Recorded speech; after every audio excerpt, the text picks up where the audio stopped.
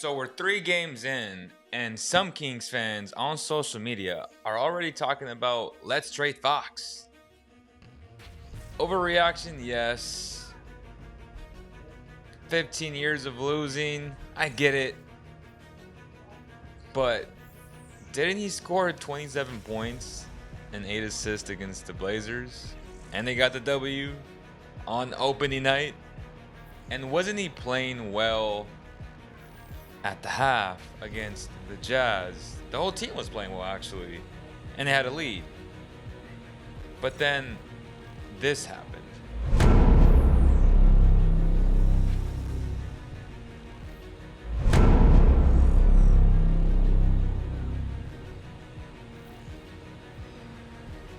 You see, I can't excuse his 38.6% from the floor or his 15.8% from beyond the arc or even his 60% from the free throw line. But he hasn't been the same since this play.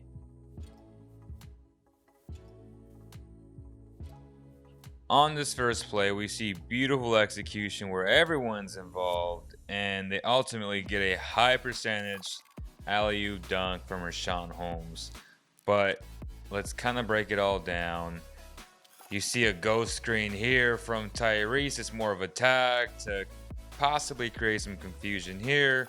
And then this leads to a dribble handoff to Harrison Barnes.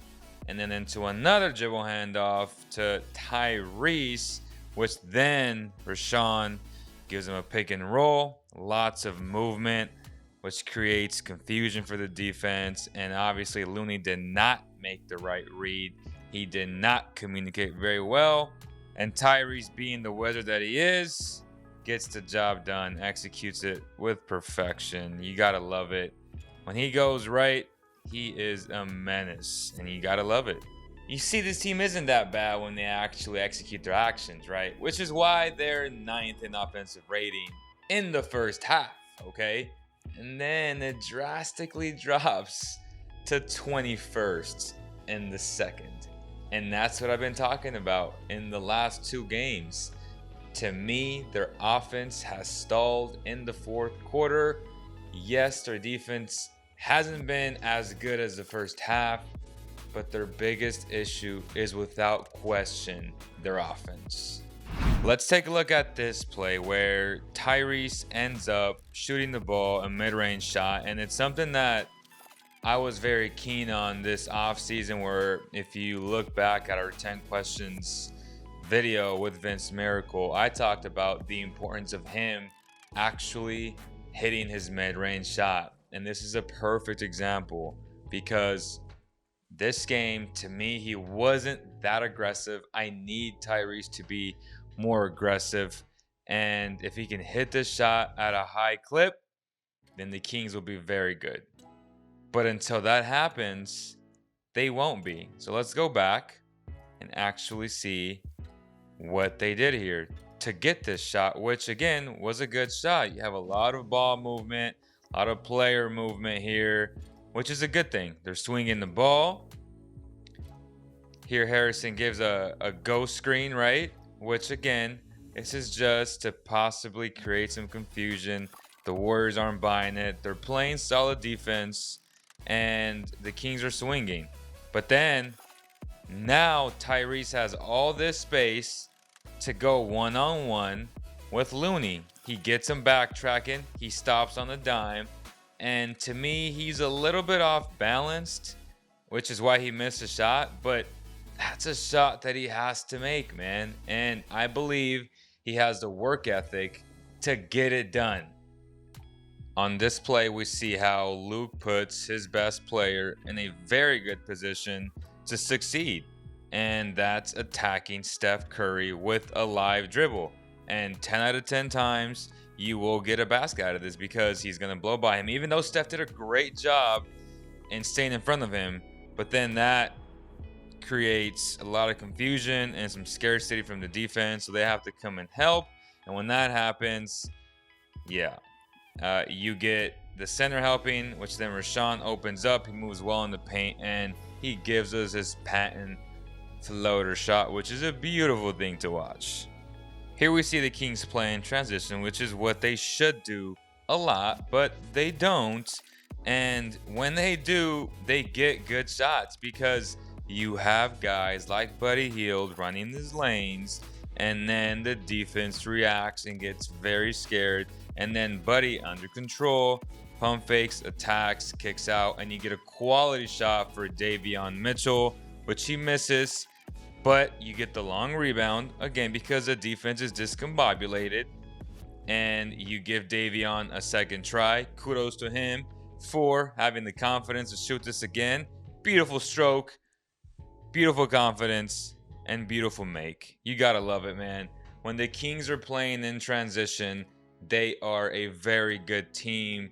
I don't know what it's gonna take for De'Aaron Fox to be what he was from a few years ago, be that Lamborghini.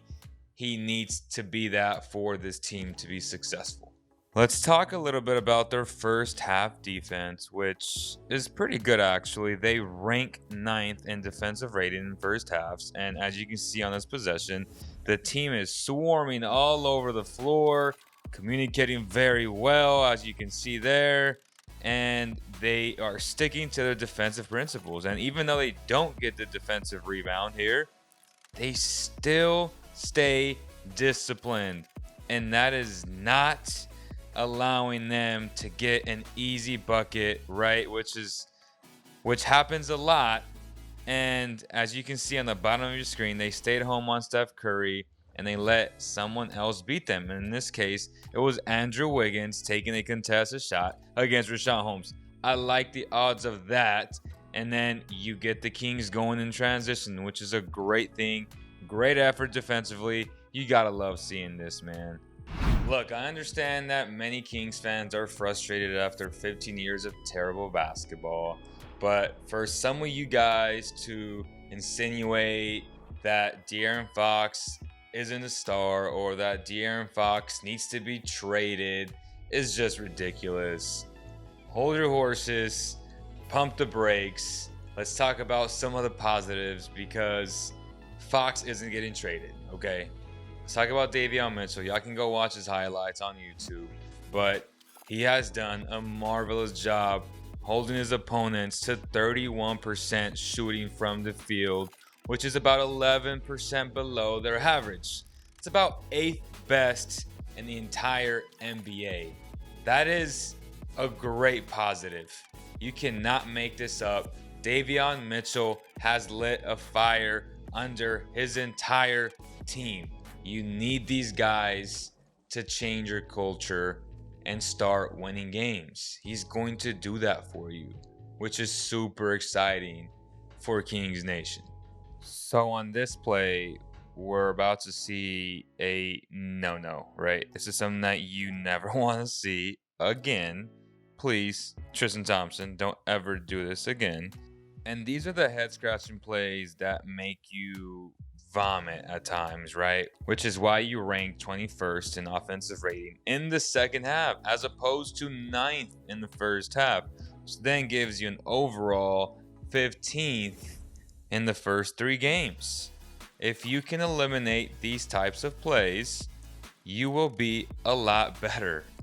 Trust me, you do not want to see this, man. It is bad basketball, and you see a lot of this with the Kings in crunch time, which again, it's easy to notice just on the surface level of saying, okay, there needs to be better ball movement, better execution, more weak side action, more cuts. But you see this and you're like, this is why they're struggling. And these are momentum killers, so they need to be better about this. As you can see, if De'Aaron Fox comes close to his career averages, the Kings can easily be 3-0.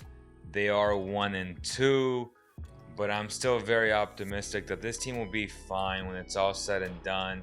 I still believe they need to add depth at the wing position, make no mistake about it. And if Ben Simmons is still on the table, I would personally go trade for him. I know a lot of you fans don't like Ben Simmons, which is fine. But all I gotta say is the more talent you add, the better chances you'll have in creating that winning culture and ultimately ending this awful playoff drought.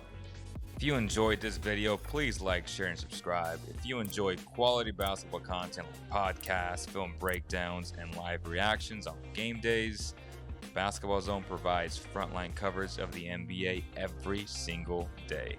I'll see you guys on the next video.